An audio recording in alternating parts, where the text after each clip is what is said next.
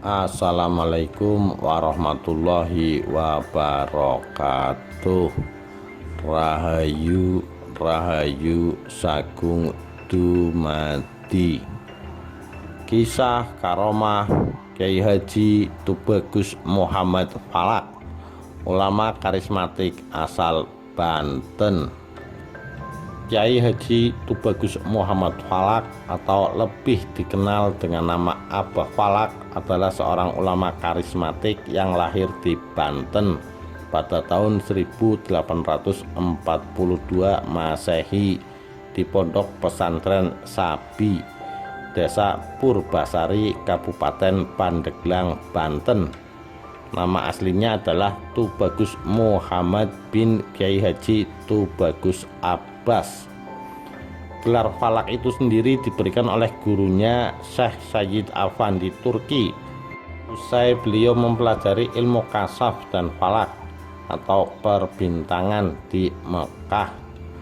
Sejak kecil, Tubagus Muhammad Falak diasuh ayahandanya Ki Haji Tubagus Abbas dan ibundanya Ratu Quraisyin.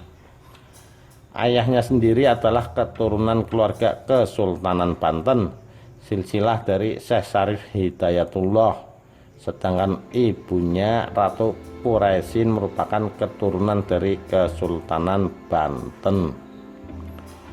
Ayahandanya Ki Haji Tubagus Abbas merupakan seorang ulama besar di Banten.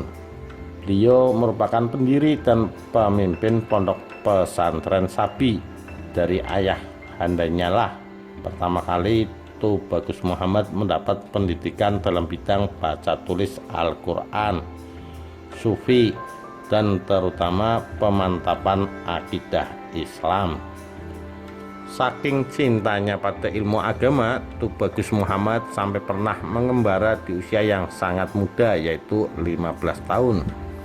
Tubagus Muhammad berguru pada ulama Banten dan Cirebon untuk menuntut dan memperdalam ilmunya. Pada usia 17 tahun, tepatnya tahun 1857, untuk pertama kalinya Tubagus Muhammad berangkat ke Tanah Suci untuk menimba ilmu selama kurang lebih 21 tahun. Beberapa bidang keilmuan yang beliau pelajari dan pernah diperdalam hingga ke Timur Tengah antara lain ilmu tafsir Al-Quran, ilmu hadis, ilmu tasawuf, ilmu falak, ilmu fikih, dan lain sebagainya. Selama berada di Mekah, beliau tinggal bersama Syekh Abdul Karim. Dari Syekh Abdul Karim, Tubagus Muhammad mendapatkan kedalaman ilmu torekot dan tasawuf. Bahkan oleh Syekh Abdul Karim yang dikenal sebagai seorang wali agung dan ulama besar dari tanah Banten yang menetap di Mekah itu, Tubagus Muhammad dibaiat hingga mendapat kepercayaan sebagai mursyid atau guru besar Torekoh Qadariyah wa Naksabandiyah. Pada tahun 1878, Tubagus Muhammad kembali ke tanah air. Beliau sempat tinggal di tempat kelahirannya, Pandeglang, Banten, dan mendapat kepercayaan memimpin pondok pesantren Sabi yang ditinggalkan ayahandanya. Tetapi seperti perjalanan seorang mubalik pada umumnya, aktivitas dakwah dan tablignya untuk menyebarkan dan menyiarkan Islam tidak akan terhenti sampai di sana. Sebagai wujud untuk mengembangkan dan mengamalkan ilmunya, sejak tahun itu beliau mulai melancarkan aktivitas tabligh dan dakwah secara estafet, dimulai dari daerah Pandeglang, Banten hingga sampai ke Pagentongan, Bogor. Salah satu karomahnya adalah saat ingin mendirikan pesantren Al-Falak di daerah Pagentongan, Desa Gunung Batu, Kecamatan Ciomas, sekitar 9 km dari pusat kota Bogor, Jawa Barat. Beliau mendapat tantangan dari para dukun yang bermukim di daerah tersebut. Namun Kiai Tubagus Muhammad Falak dengan ilmu hikmah dan karomahnya mampu mengalahkan para dukun tersebut dan membuat masyarakat di Pagentongan percaya bahwa Allah Ta'ala lah yang maha kuasa dan penolong, sehingga mereka tidak lagi percaya kepada dukun.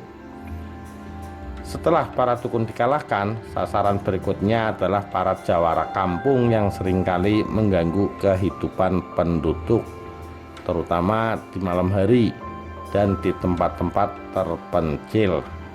Sehingga Kiai Tubagus Muhammad Falak yang paham dan menguasai ilmu tenaga dalam atau kanuragan mengajarkan wirid saman kepada beberapa santrinya.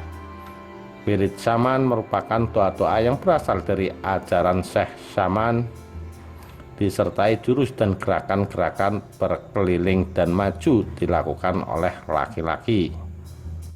Dengan wirid ini, para santri meyakini akan mendapatkan tambahan kekuatan jasmani dan keberanian untuk menghadapi lawan dan pergulatan.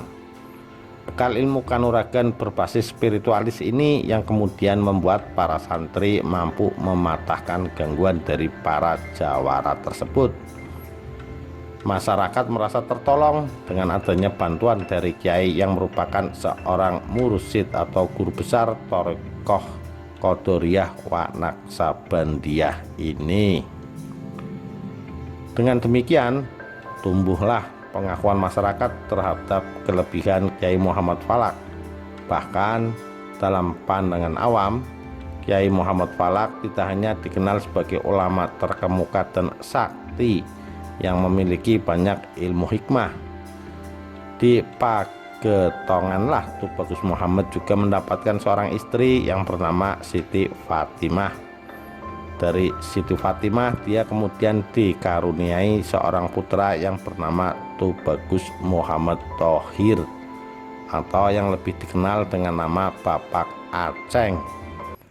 Dari Tubagus Muhammad Thohir lahirlah beberapa orang cucu dan buyut yang sekarang beberapa di antaranya mengabdi di pesantren Al-Falak dan sekitarnya.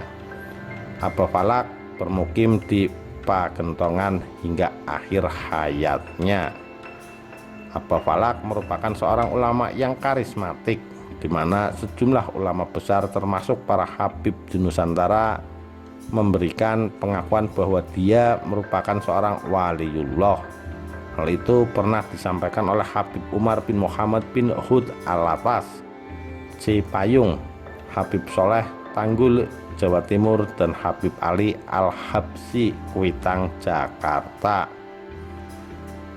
Salah satu karamah Abah Falak lainnya adalah ketika 3 hari menjelang wafatnya sempat dikunjungi oleh para gurunya yang telah tiada, seperti Syekh Nawawi Al-Bantani, Syekh Said Abdul Turki, Syekh Abdul Karim, bahkan juga Syekh Abdul Qadir Jailani.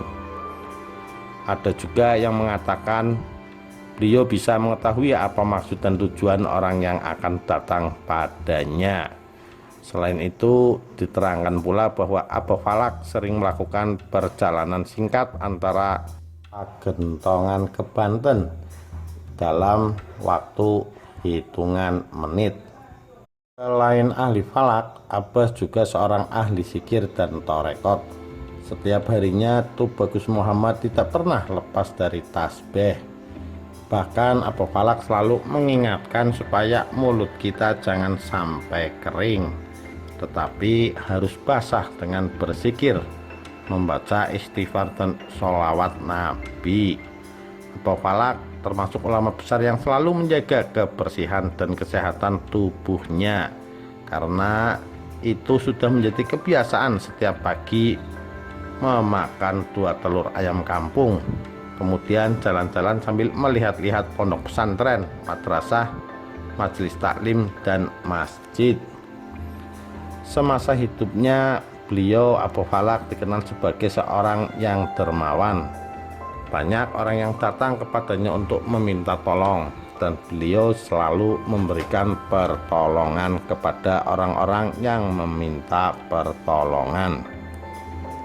Abu Falak wafat pada tanggal 19 Juli 1972 Masehi atau 8 Jumadil Akhir 1392 Hijriah di usia yang ke-130 tahun. Beliau dimakamkan di areal kompleks Pondok Pesantren Al-Falak yang tidak jauh dari Masjid Al-Falak. Hampir seluruh ulama dan habib termasuk masyarakat di tanah air banyak yang ikut mensolatkan dan mengantarkan ke tempat peristirahatannya yang terakhir. Demikian kisah karomah Kiai Haji Tubagus Muhammad Falak. Sekian, terima kasih. Wassalamualaikum warahmatullahi wabarakatuh. Rahayu Rahayu Sagung Dumadi.